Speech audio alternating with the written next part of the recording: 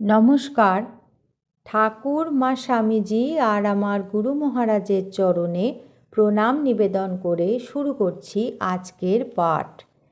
আজ আমি আপনাদের শ্রীমৎ স্বামী ভূতেশানন্দজি মহারাজের জীবনের কিছু ঘটনা শোনাব। মাদার টেরেজার শরীর চলে গেল 1997 সালে সেপ্টেম্বর মাসে।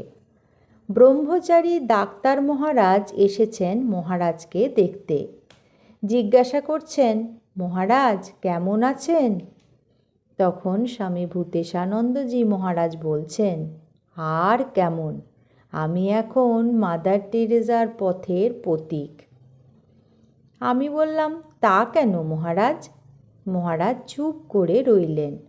পরের দিন সমস্ত সংবাদপত্রে মাদার টেরেজার সম্পর্কে অনেক কথা বেরিয়েছে। তখন মহারাজ গণেশ মহারাজকে ডেকে বলছেন, আমার শরীর যাবার পর খবরের কাগজে যা দেবে তা সব লিখে ঠিক করে রাখো। তখন তোমাদের মন খারাপ থাকবে, ভালো করে লিখতে পারবে না। সব্যসাচী মহারাজ বললেন, তাহলে লেখাটা আপনি দেখে কোনো ভুল থাকলে এখনই ঠিক করে দিন। মহারাজ খুব হাসলেন।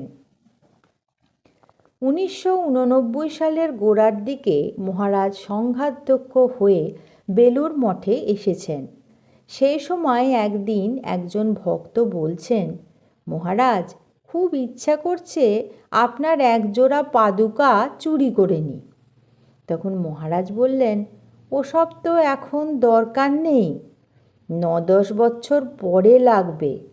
সত্যি তাই হয়েছিল।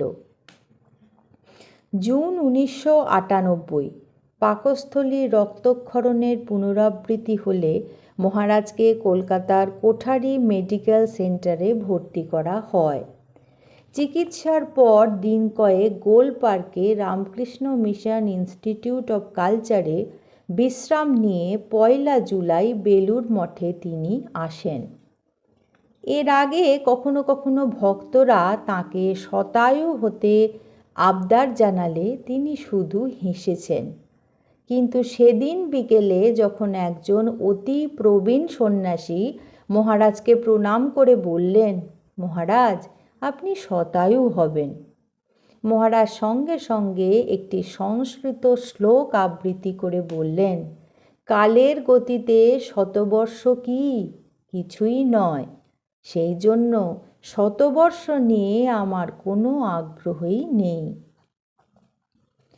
পাকস্থলীর রক্তক্ষরণজনিত অসুস্থতার জন্য 5ই অগস্ট 1998 প্রথমে কলকাতার পিয়ারলেস হাসপাতালে তিনি ভর্তি হন।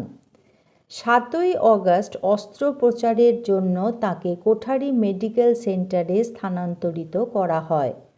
ওই দিন রাত 8টায় তাঁর প্রথম অস্ত্রোপচার হয়।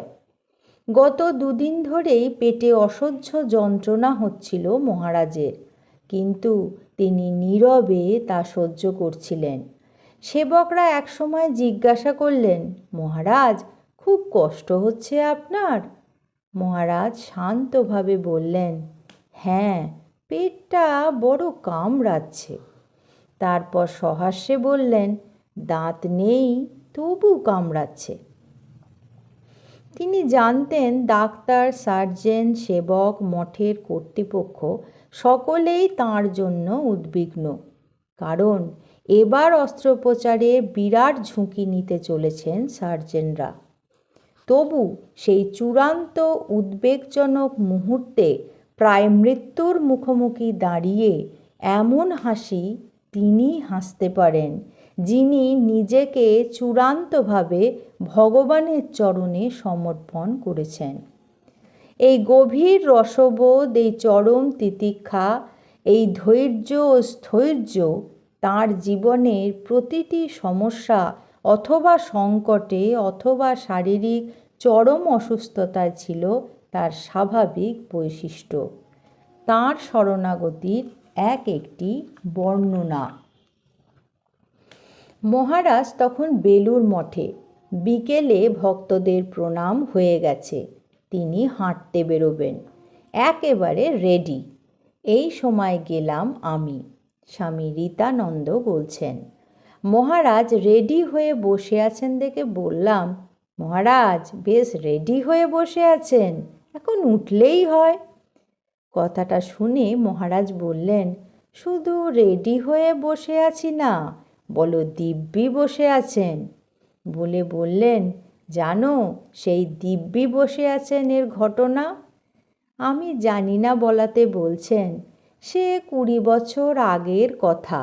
আমরা তখন যোগোদ্যানে এই রকম এক বিকেলে একলা বসে আছি।